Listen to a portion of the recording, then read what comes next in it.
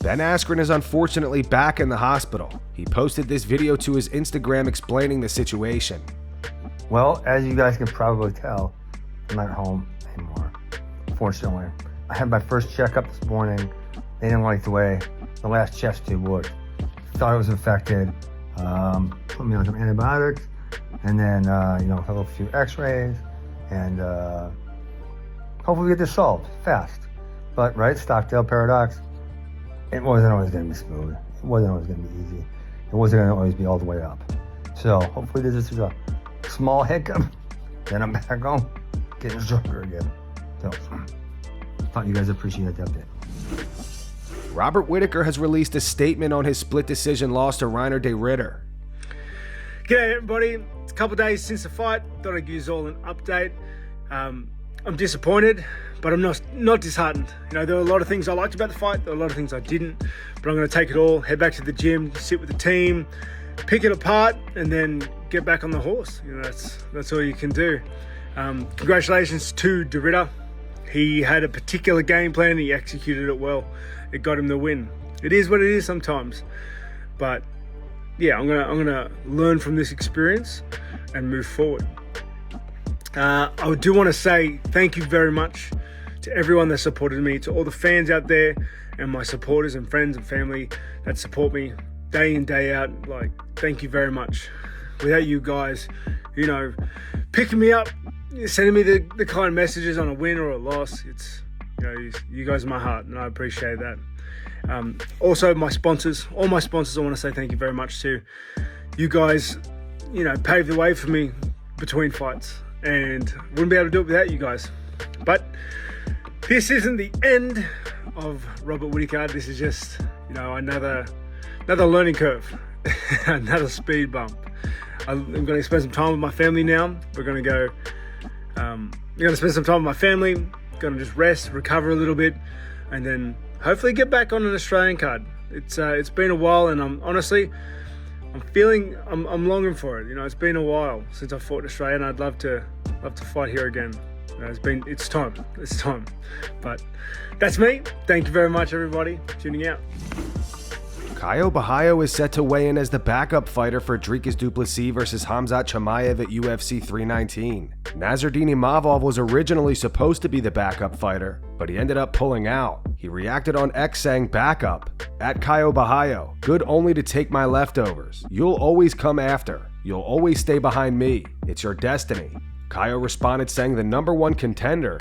Okay, bro, with laughing crying emojis.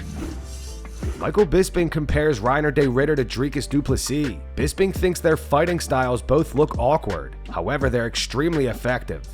He's tough as thing. I walked in from the airport last night. Callum came downstairs to have a little chat, and he talked about the fights because he watched them, and he's like, de Ridder, he's like, he looks terrible. Okay. we even said it on, you said it on the broadcast. He said, he said he looks terrible. Confused. Yeah. He said, but my God, he's effective, isn't he? And he said he looks like the type of guy that you just hate to fight. I said, I totally get it. Kind of awkward rhythm, very tall, very long, awesome on the ground, a ridiculous chin. You know what I mean? Yeah. Like he's just, and I bet he's strong as hell as well.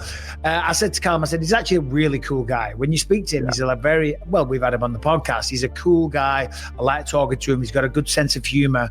And it's kind of like Dricus du Plessis. Dricus gets shit on quite a lot for looking a little awkward or a little sloppy, call it what you will. But goddamn, is he effective? And so is de Ridder. I am telling you, man. Fair play. Really, that's a big win. Those two right there. Comparing, I was just going to say that it's very similar to what Dricus does, where, it's not exactly textbook technique, but man, it's MMA. Being awkward and unorthodox when you're a good grappler, when you're strong, when you're tough, that's really all you need to do. You don't need to have the cleanest boxing. It's not a boxing match. It's not a kickboxing match. It's not a jiu-jitsu match. It's how do you put all those things together and be effective, and it's a fight. TJ Dillashaw breaks down what Cory Sandhagen needs to do in order to find success against Merab. Cory will be challenging Merab for the bantamweight title at UFC 320 in October. Yeah, okay, so if I'm Sandhagen, right? So Sandhagen definitely needs to stay away from standing in front of him. He's got to use his angles. He needs to be outside of Umar's shoulders, right? So think about it like, this is a track, right? If his shoulders are lined up right here, this is my track. I need to be outside these tracks, right? That train's gonna go straight and back. I need to be outside the tracks so that he can line up his strikes better without being threatened of getting taken down. Because you know that Merab's going to threaten. But as long as he can stay outside the shoulders, he's got a lot better chance of not getting taken down and staying off the cage. And then at the same time, when Merab gets dangerous and gets desperate and starts to rush in more, then that's when those jumping knees down the middle could pay dividends for Sandhagen. Yeah, that snap kick that he has.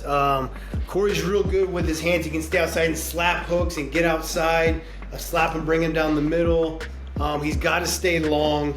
He's got to stay active to keep him off his own rhythm, because Merab wants to get you into his rhythm. So using your own feints, staying outside his shoulders is what he has to do, right? And if he gets taken down on the ground, not trying to play that 50-50 and try to do submissions, he's got to get right back to his feet, even though that's going to make you tired.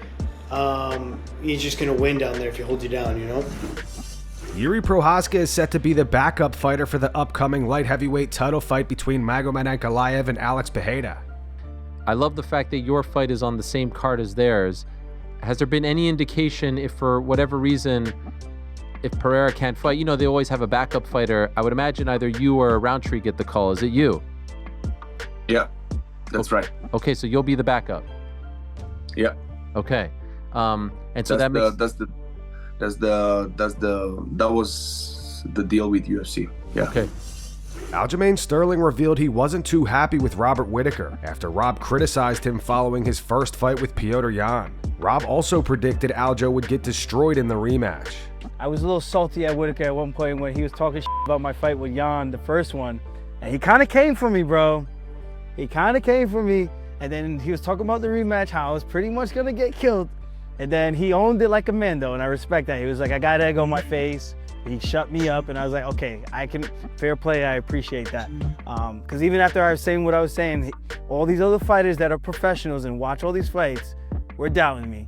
But yeah, so I had a little bit of salt, and I love Robert Whittaker. And I was like, damn, bro, that hurt my heart a little bit, bro. I'm definitely a little offended by that. And normally I don't get offended because I don't give a shit. But it's like when it's someone you actually like, you're like, damn. That one kind of hits me in the left titty a little bit, you know? But Nate Diaz has recently stated that he wants to return to the UFC. Nate called out Max Holloway last night. He posted a photo of Max holding the BMF belt on X. He wrote, "This guy cool, but he keeps wearing my belt," with an angry face emoji. As most of you know, Nate did fight for the BMF belt against Jorge Masvidal back in 2019 and lost via TKO by Dr. Stoppage in the 3rd round. How do you guys think Nate versus Max would go? Post your thoughts in the comments. Jorge Masvidal is currently preparing to return to the UFC and says he wants to rematch Colby Covington at the White House card. The two fought back in March of 2022, and Colby won via unanimous decision. This was the last time Colby won a fight.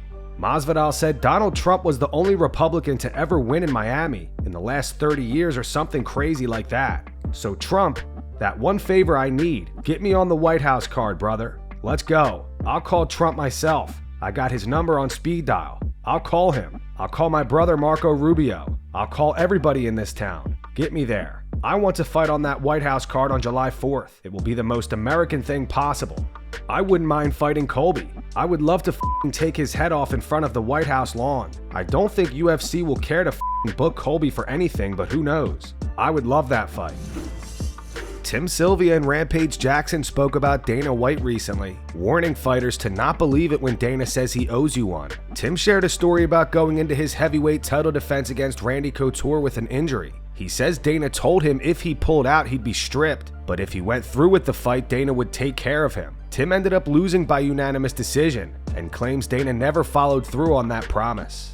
You said that you had an injury with the Randy Couture fight, and this was a big fight for the UFC and you were coming off these big wins. We tried to pull out of it. Monty got a hold of. I want to ask you that. So if you did try to pull out, before the fight, I had 2 bulge discs, and Monty's like, "Look, man, Tim can't even train," and Dana's like, "I don't give a." We got a lot on this card, and he has to fight. We'll make it up to him. Just tell him he fights, we'll take care of him. Did he make it up to you? If he pulls out, we're gonna find a replacement and strip him. Did he make it up to you? No. Yeah, you know, that's when you remember one time earlier you said like you fought Andre Arlovsky right for away. A favor. Yeah. And then Dana did that with me after I beat Vanderlei. He wanted me to fight Forrest?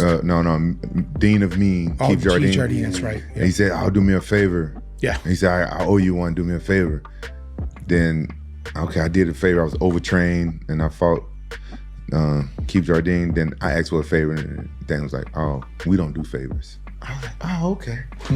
And that's going to wrap it up for the news. Thanks for watching. For daily MMA news and content, subscribe to Full Mount MMA and click the bell icon to be notified when we post videos. Here are the 3 top comments from last video. The first one's from Bruma Ensis. It says, haircuts are not news. Thanks, buddy. The second one is in reference to Shavkat Rakhmonov's wife and 3-year-old son involved in a car accident, causing the death of 2 women. His wife and son, however, are reported to be in stable condition. It's from Red 33 Caramel Guy. It says, blessings to Shavkat and family. And the final one's from Beats by PK. It's in reference to the back and forth between Michael Chandler and Tom Aspinall. It says the difference between Chandler and Tom is that Tom waited for the current undisputed heavyweight champion, while Chandler was waiting for a pipe dream. Those were the 3 top comments from last video. If you want to be featured in the next one, all you have to do is comment down below. And if you missed yesterday's news, click the video on screen right now to get caught up.